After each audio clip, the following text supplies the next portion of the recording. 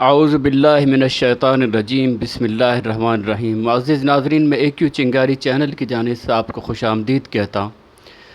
ناظرین، آپ نے قرآن سے بھی زیادہ پڑھا جانے والا فضائل اعمال والا تبلیغی نصاب مساجد میں ضرور ملاحظہ کیا ہوگا، دیکھا ضرور ہوگا، لیکن شاید خود ہاتھ میں اٹھا کر اچھی طرح پڑھنے کی کوشش نہیں کی ہوگی کہ اس پورے نصاب میں کیا کچھ موجود ہے، کتنے فیصد سچ ہے اور جھوٹ کتنا ہے، اور اگر جھوٹ ہے تو کتنی سنگین نوعیت کا ہے۔ آئیے ہم اسی تبلیغی نصاب کی کچھ قصے کہانیاں آپ کے سامنے لاتے ہیں، جسے مولوی جانتا ہے لیکن چھپاتا ہے، اور ہمارے AQ چنگاری چینل کا اصل مقصد ہی ایسی تمام باتوں کو عام لوگوں کے سامنے لانا ہے جسے مولوی بھی چھپاتا ہے اور عالمی دجالی میڈیا بھی چھپاتا ہے۔ تبلیغی نصاب میں ایک کفن چور کے متعلق لکھا ہے کہ اس نے ایک قبر کھودی تو اندر سے ایک شخص تخت پر بیٹھے قرآن پاک سامنے رکھ کے تلاوت میں مصروف نظر آئے، نیچے نہر چل رہی تھی، یہ بے ہوش ہو کر گر پڑا۔ لوگوں نے اسے قبر سے نکالا، 3 دن بعد ہوش آیا اور قصہ سنایا۔ بعض لوگوں نے اس کی قبر دیکھنے کی تمنا کی، اس سے پوچھا کہ قبر بتا دے۔ اس نے ارادہ بھی کیا کہ ان کو لے جا کر قبر دکھاؤں۔ رات کو خواب میں ان قبر والے بزرگ کو دیکھا، کہہ رہے ہیں اگر تو نے میری قبر بتائی تو ایسی آفتوں میں پھنس جائے گا کہ یاد کرے گا۔ فضائل صدقات حصہ دوم صفحہ 659۔ اس قصے کا جھوٹ ہونا خود اسی قصے سے ظاہر ہو رہا ہے۔ ایک طرف تو لوگوں نے اسے قبر سے نکالا اور دوسری طرف لوگوں نے ہی اس سے قبر کا پتہ پوچھا، یعنی یہ بات ثابت ہوتی ہے کہ جھوٹ بکنا بھی جاہل کا کام نہیں، جاہل کو اتنا بھی نہیں آتا ہے، جاہل جھوٹ بولنے میں بھی جہالت ہی دکھا دے گا۔ ایک اور جھوٹا قصہ لکھا ہے کہ مشہور بزرگ ابن الجلائفر فرماتے ہیں میرے والد کا انتقال ہوا، انہیں نہلانے کے لیے تختے پر رکھا گیا تو ہنسنے لگے، نہلانے والا چھوڑ کر چل دیے۔ فضائل صدقات حصہ دوم صفحہ 660۔ اس قصے سے زکریا صاحب کیا کہنا چاہ رہے ہیں؟ کون سے دین کی طرف لوگوں کو لانا چاہ رہے ہیں؟ کیا ہدایت دینا چاہ رہے ہیں؟ یہ جو تبلیغی کہتے ہیں کہ دین ہماری زندگیوں میں کس طرح آ جائے، اس کے لیے فکر اور محنت کی ضرورت ہے، تو ایسے جھوٹے من گھڑت قصوں سے کون سا دین زندگیوں میں کس طرح داخل ہوگا؟ کہ آج کا تعلیم یافتہ غیر مسلم انگریز یا چینی یا جاپانی جب یہ معلوم کرنے کے بعد کہ ہدایت کے لیے اسلام کی سب سے زیادہ پڑھی جانے والی کتاب تبلیغی نصاب ہے، نیٹ پر تلاش کر کے اسلام کو سمجھنے کے لیے جب یہ جھوٹا قصہ دیکھے گا تو کیا ایمان لے آئے گا یا الٹا اسلام سے بدزن ہو جائے گا؟ ایک اور قصہ ملاحظہ کیجیے۔ ایک بزرگ کہتے ہیں کہ میں نے ایک مرید کو غسل دیا، اس نے میرا انگوٹھا پکڑ لیا، میں نے کہا میرا انگوٹھا چھوڑ دو، مجھے معلوم ہے کہ تو مرا نہیں بلکہ یہ ایک مکان سے دوسرے مکان میں انتقال ہے، تو اس نے میرا انگوٹھا چھوڑ دیا۔ فضائل صدقات حصہ دوم صفحہ 660۔ غور فرمائیں کیا دین اسلام میں روایت کرنے کا یہی طریقہ ہے کہ ایک بزرگ فرماتے ہیں، ان بزرگ کا نام و نشان تک نہیں، آخر روایت بیان کرنے کے لیے کوئی تو اصول ہونا چاہیے۔ یاد رہے کہ مصنف مولانا زکریا صاحب شیخ الحدیث کہلاتے ہیں۔ آگے سنیے۔ شیخ ابو یعقوب سنوسی کہتے ہیں میرے پاس ایک مرید آیا اور کہنے لگا میں کل ظہر کے وقت مر جاؤں گا، چنانچہ واقعی مر گیا۔ میں نے اسے غسل دیا اور دفن کیا، جب میں نے اسے قبر میں رکھا تو اس نے آنکھیں کھول دی۔ میں نے کہا مرنے کے بعد بھی زندگی ہے؟ کہنے لگا میں زندہ ہوں اور اللہ کا ہر عاشق زندہ ہی رہتا ہے۔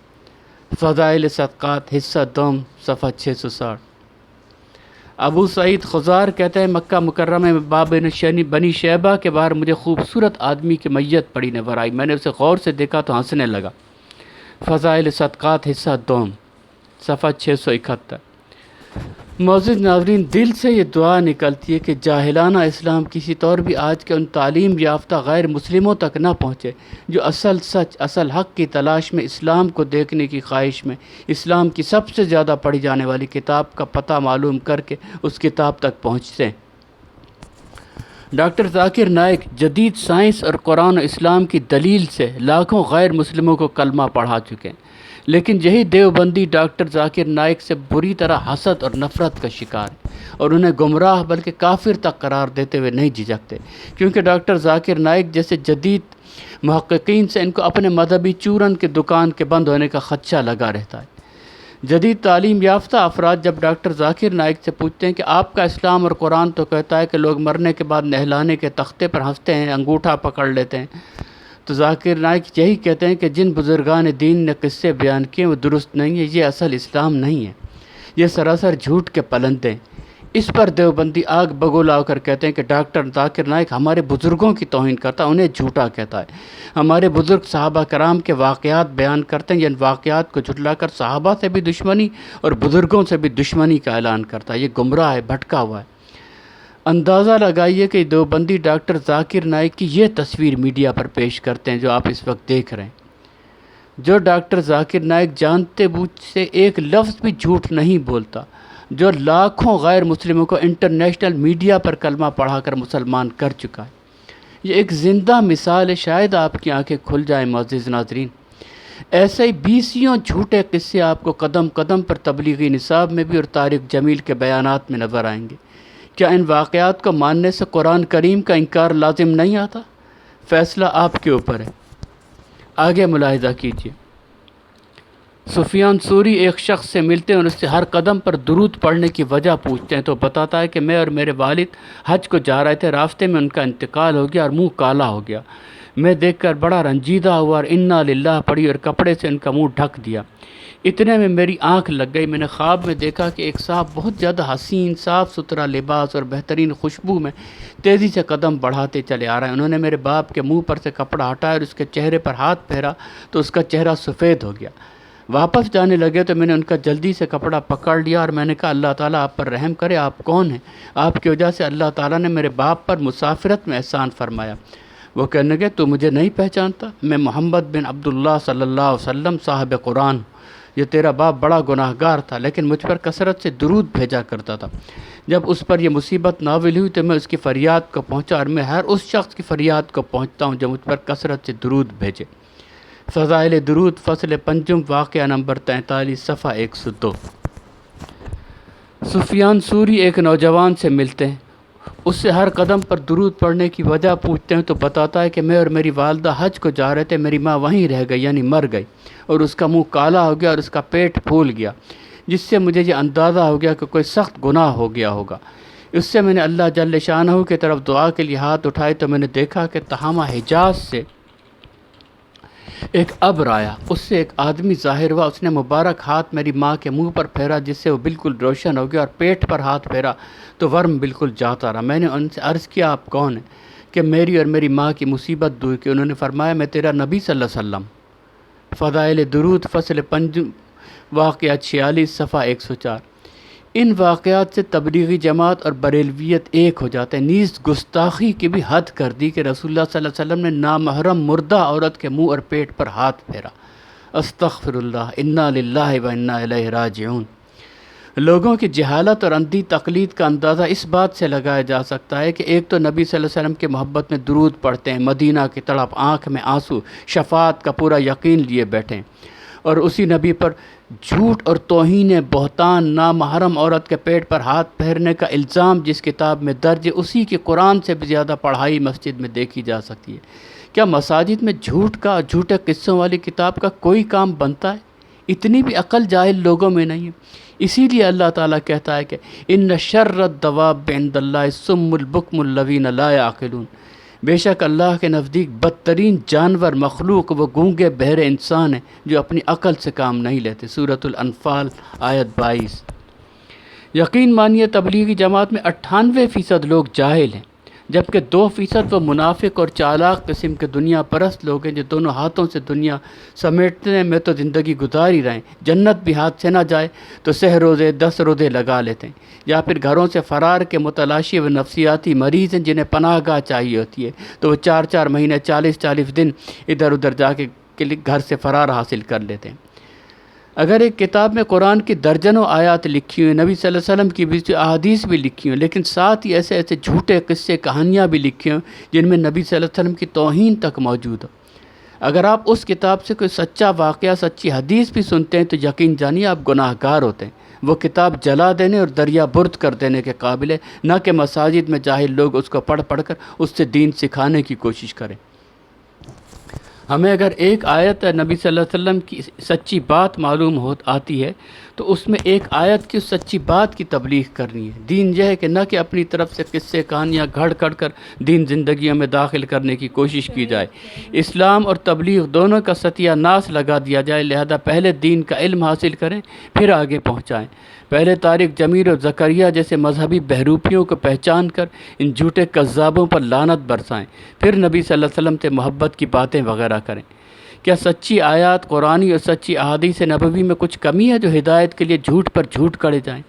جس عالمی دجالی طاقت نے زرداری، نواز وغیرہ کو مسلسل سیاسی اقتدار دیے رکھا ہے، اسی عالمی دجالی طاقت نے طارق جمیل، طاہر القادری، الیاس قادری، فضل الرحمان جیسے دنیا پرست منافق مولویوں کا مذہبی اقتدار دیے رکھا ہے۔ آپ دیکھیے امریکی غلام جرنیل جس ایوارڈ کی تقریب میں فحش اداکارہ ریشم کو بہترین ناچنے گانے پر ایوارڈ دیتے ہیں، اسی تقریب میں طارق جمیل کذاب کو بھی بہترین اسکالر ہونے کا ایوارڈ دیا جاتا ہے۔ میرے دیس کے نرالے قانون دونوں کو حسن کارکردگی پر صدارتی تمغہ ملا، ناچ گانے پر بھی صدارتی ایوارڈ اور ناچ گانے سے منع کرنے پر بھی صدارتی ایوارڈ۔ عجب دیس کی غضب کہانی۔ صدر پاکستان نے محترمہ ریشم کو اچھا ناچنے گانے پر اور مولانا طارق جمیل صاحب کو ناچنے گانے کے خلاف واز کرنے پر صدارتی ایوارڈ سے نوازا ہے۔ کیا آج عمر فاروق رضی اللہ تعالیٰ عنہ ہوتے تو ایسی ایوارڈ کی تقریب میں شرکت کرتے اور ایوارڈ لینا پسند کرتے؟ یہ سب لوگوں کی اندھی عقیدت و جہالت کا نتیجہ ہے، جس سے عالمی اسلام دشمن طاقت اپنے ایجنٹ مذہبی منافق بہروپیوں کے ہاتھوں مکمل فائدہ اٹھاتی چلی آ رہی۔ تبلیغی جماعت اور بریلویوں میں تقریباً 98% لوگ تو ایسے جاہل ہوتے ہیں جن کی عقل ٹخنوں سے اوپر ہوتی نہیں، جو مشکل سے عقلی اور منطقی بات کر ہی پاتے ہیں، جن کی عقل بکرے، گدھے اور ایسے ہی جانوروں سے کچھ ہی بہتر ہوتی ہے۔ ظاہر ہے ان لوگوں کو کچھ بھی سمجھانا بھینس کے آگے بین بجانے کے ہی برابر ہے۔ قرآن تک یہی کہتا ہے کہ فَإِذَا خَاطَبَهُمُ الْجَاهِلُونَ قَالُوا سَلَامًا، جب سچے ایمان والوں کا واسطہ جاہلوں سے پڑ جائے اور جاہل ان کو منہ کو آئیں تو سچے ایمان والے ان کو سلام کرتے ہوئے الگ ہو جاتے ہیں، یعنی جاہل سے بحث مباحثہ ہی بیکار۔ آپ نے مساجد میں ایک شخص کو اعلان کرتے سنا ہوگا کہ بھائیو، ہماری اور سارے انسانوں کی بھلائی دین پر، نبی صلی اللہ علیہ وسلم کے طریقوں پر چلنے پر ہے۔ وہ طریقے ہمارے آپ کی زندگی میں کیسے آ جائیں، اس کے لیے فکر اور محنت کی ضرورت ہے۔ اسی فکر اور محنت کے سلسلے میں بھی بقیہ نماز کے بعد بات ہوگی۔ آپ لوگوں سے گزارش ہے کہ اس میں شرکت فرمائیں، انشاءاللہ بہت نفع ہوگا۔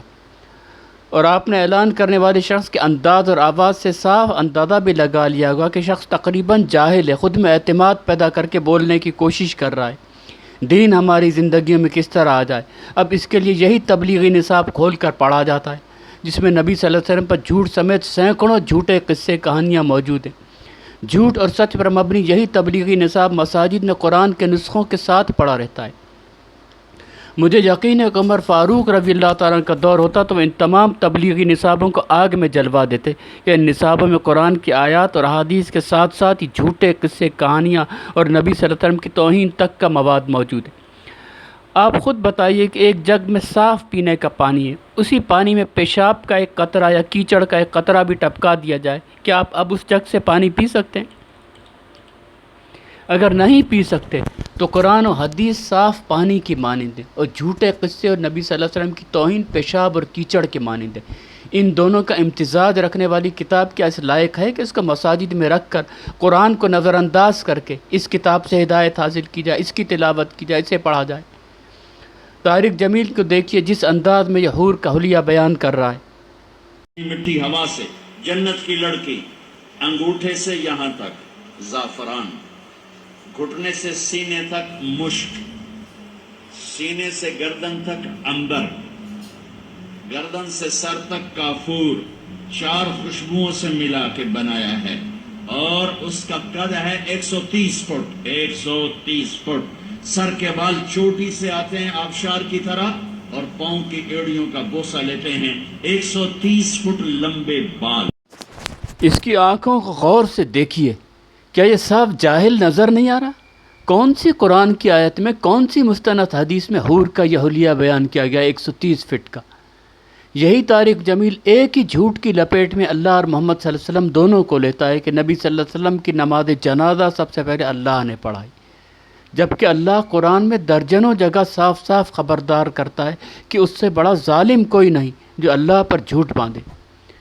اس کے بعد بھی جو لوگ اپنی جھوٹی گھڑی ہوئی باتیں اللہ کی طرف منسوب کرتے رہیں وہی در حقیقت ظالم ہیں۔ آل عمران 94۔ بخاری کی حدیث میں کہ رسول کریم صلی اللہ علیہ وسلم نے فرمایا جو شخص میری طرف وہ بات منسوب کرے جو میں نے نہیں کہی وہ اپنا ٹھکانہ جہنم میں بنا لے۔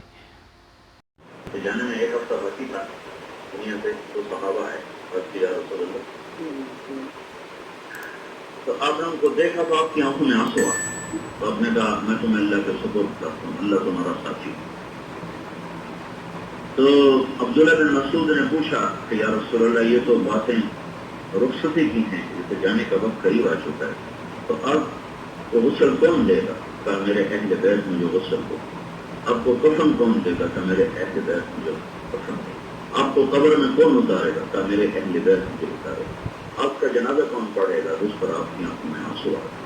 یہ حجرہ عائشہ بتا رہا ہوں، حجرہ عائشہ، ہم عائشہ کا حجرہ کیا حجرہ ہے؟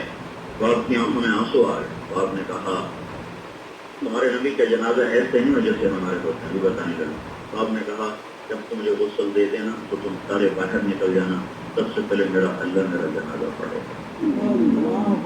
حجرہ عائشہ وہ ہے جہاں اللہ نے اللہ اللہ مکان اللہ زمان ہے، لہٰذا اس کا جنازہ پڑھنا وہ جانے اور اس کا رسول جانے۔ میں تو تمہیں خبر صحیح سنا رہا ہوں، کہا کہ سب سے پہلے میرا اللہ جنازہ پڑھے، اس کے بعد جبریل اور میکائیل اور اسرافیل اور عرش کے فرشتے مکرم وہ آئیں گے اور میرا جنازہ پڑھیں گے۔ انا للہ و انا الیہ راجعون، انا للہ و انا الیہ راجعون، انا للہ و انا الیہ راجعون۔ بھائی یہ کہاں ہے؟ اس کی حقیقت کیا ہے؟ اس کی اصل کیا ہے؟ یہ من گھڑت جھوٹی روایت ہے۔ لا حول ولا قوۃ الا باللہ، انا للہ و انا الیہ راجعون۔ پھر اس کے بعد فرشتے پڑھیں گے، پھر اس کے بعد صحابہ تم آنا، پھر عورتیں آئیں گی، پھر بچے آئیں گے۔ کیا یہ رسول اللہ صلی اللہ علیہ وسلم کا فرمان ہے یا آپ کی طرف منسوب جھوٹ من گھڑت ہے؟ یہی طارق جمیل اللہ اور محمد صلی اللہ علیہ وسلم دونوں پر جھوٹ باندھتے ہوئے کہتا ہے کہ اللہ اور محمد صلی اللہ علیہ وسلم جنت میں ہزاروں سال لمبے گانے گائیں گے۔ کون سی قرآن کی آیت میں یا صحیح حدیث میں بات مذکور ہے؟ قرآن تو جنت کے بارے میں صاف کہتا ہے کہ لا تسمع فیہا لاغیہ، وہاں لغو و فضول قسم کی بات سننے کی کوئی گنجائش نہ ہوگی۔ کیوں یہ طارق جمیل کذاب اتنے بڑے بڑے جھوٹ بولنے میں اتنا بے خوف؟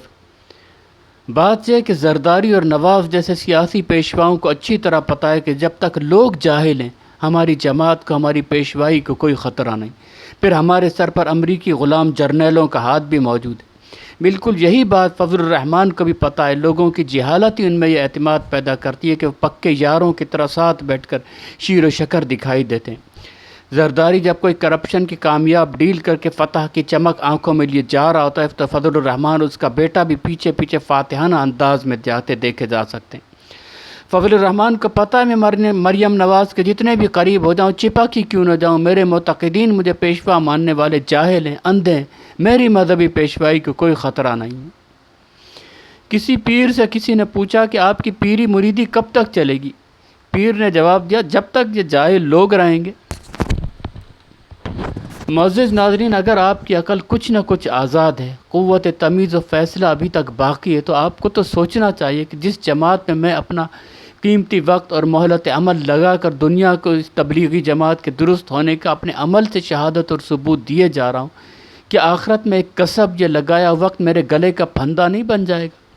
آپ کا فرض تو یہ بنتا ہے کہ اس جماعت سے باہر رہ کر لوگوں کو اس جماعت کی اصلیت سے، اس کے جھوٹ سے آگاہ کریں، لوگوں کو بھی جاہلوں کے اس ریوڑ سے نکال کر اقامت دین کی سچی جماعت کی طرف بھیجنے کی کوشش کریں۔ بات ختم کرنے سے پیشتر ہم مولانا مودودی صاحب کے بھی چند اقتباسات آپ کی خدمت میں پیش کر دیتے ہیں۔ واضح رہے کہ جن شیخ الحدیث زکریا صاحب نے جھوٹے قصے کہانیوں پر مبنی یہ کتاب فضائل اعمال لکھی ہے، انہی زکریا صاحب کذاب زکریا نے مودودی صاحب کو فتنہ قرار دیتے ہوئے کتاب فتنہ مودودیت لکھی تھی۔ یہ بات کسی طرح ہماری سمجھ میں نہیں آتی کہ اگر ہمیں خدا کی اور اس کی رہنمائی کی ضرورت نہ اپنی خانگی معاشرت میں، نہ محلے اور شہر میں، نہ مدرسے اور کالج میں، نہ منڈی اور بازار میں، نہ پارلیمنٹ اور گورنر ہاؤس میں، نہ ہائی کورٹ اور سول سیکریٹریٹ میں، نہ چھاونی اور پولیس لائن میں، نہ میدان جنگ اور صلح کانفرنس میں، تو آخر اس کی ضرورت ہے کہاں؟ جہاں بھی خدا کے بجائے انسانوں کے حکم کی اطاعت کی جاتی ہے، وہاں کسی نہ کسی صورت میں ظلم اور بے انصافی موجود ہے۔ جو تعلیم بندے کو اپنے رب سے نہیں ملواتی، حلال اور حرام کا تصور واضح نہیں کرتی، وہ تعلیم نہیں، جہالت ہے۔ اقامت دین سے ہماری مراد یہ ہے کہ کالج اور منڈی، تھانے اور چھاونی، ہائی کورٹ اور پارلیمنٹ، ایوان و زراعت اور سفارت خانے، سب پر اسی ایک خدا کا دین قائم کیا جائے جس کو ہم نے اپنا رب اور معبود تسلیم کیا ہے۔ ایک اسلامی ریاست میں مجلس قانون ساز کوئی ایسا قانون بنانے کا حق نہیں رکھتی جو اللہ اور رسول صلی اللہ علیہ وسلم کے احکام کے خلاف۔ دین محض مسجدوں میں بیان کرنے کی چیز نہیں، دین ایوانوں میں، اسمبلیوں میں حکمرانی کے لیے آیا ہے۔ اسلام دنیا میں جو اصلاح چاہتا ہے صرف وعظ و تذکیر سے نہیں ہو سکتی، بلکہ اس کو عمل میں لانے کے لیے سیاسی طاقت بھی درکار ہے۔ معزز ناظرین، خدا را انصاف سے کام لیجیے۔ اپنی چمڑی کو جہنم کی آگ سے بچانا ہے تو جو حق اور سچ ہے اس کا ساتھ دیں۔ جھوٹ قصوں اور ان قصے سنانے والوں پر لعنت برسا کر دوسروں کو بھی اس جھوٹ اور جہالت سے بچانے میں ہمارا ساتھ دیں۔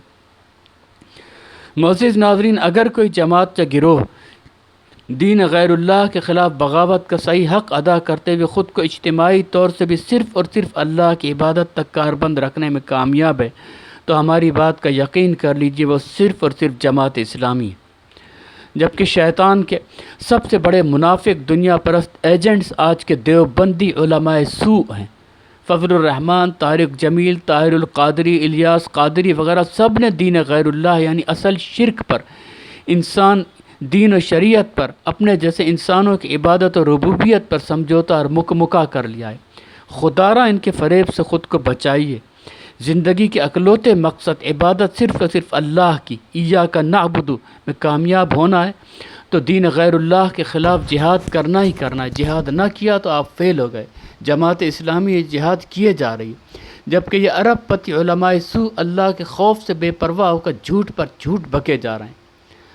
بس میرے عزیز ساتھیو، اگر آپ کے نزدیک اللہ ہے، محمد صلی اللہ علیہ وسلم واقعی سچے رسول اور قرآن اللہ کی کتاب ہے، جنت بھی ہے اور جہنم بھی ہے، تو آپ اپنی چمڑی کو جہنم کی آگ سے بچانے کے لیے جماعت اسلامی میں شامل ہو جائیں اور ان منافق علماء سوء کے چنگل سے عام جاہل لوگوں کو نکالنے میں ہمارے AQ چنگاری چینل کا بھرپور ساتھ دیں۔